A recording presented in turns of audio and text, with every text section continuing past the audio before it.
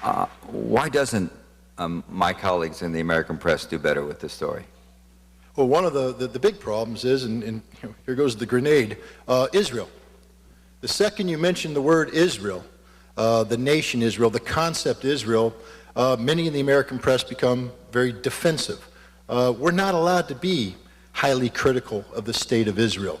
And the other thing we're not allowed to do is discuss the notion that Israel and the notion of Israeli interests may in fact be dictating what America is doing.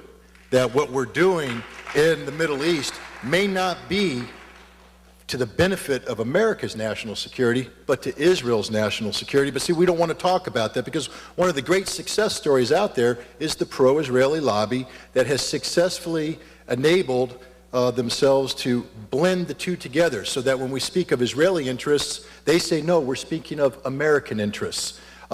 It's interesting that AIPAC and other elements of the Israeli lobby don't have to register as agents of a foreign government. It would be nice if they did, because then we'd know when they're advocating on behalf of Israel or they're advocating on behalf of the United States of America. I would challenge the New York Times to sit down and do a critical story on Israel, on the role of the role that Israel plays in influencing American foreign policy. There's nothing wrong with Israel trying to influence American foreign policy. Let me make that clear.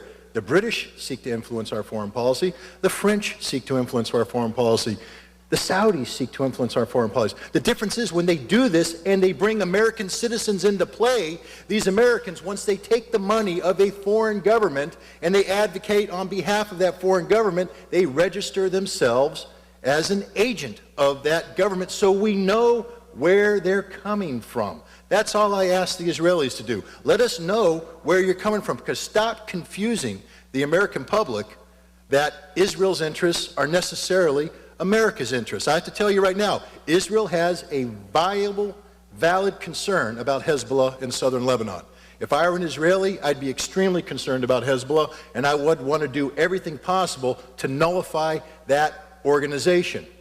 As an American, I will tell you, Hezbollah does not threaten the national security of the United States of America one iota. So we should not be talking about using American military forces to deal with the Hezbollah issue. That is an Israeli problem, and yet you'll see the New York Times, the Washington Post, and other media outlets confusing the issue. They want us to believe that Hezbollah is an American problem. It isn't, ladies and gentlemen. Hezbollah was created 3 years after Israel invaded Lebanon, not 3 years after the United States invaded Lebanon, and Hezbollah's sole purpose was to liberate southern Lebanon from Israeli occupation.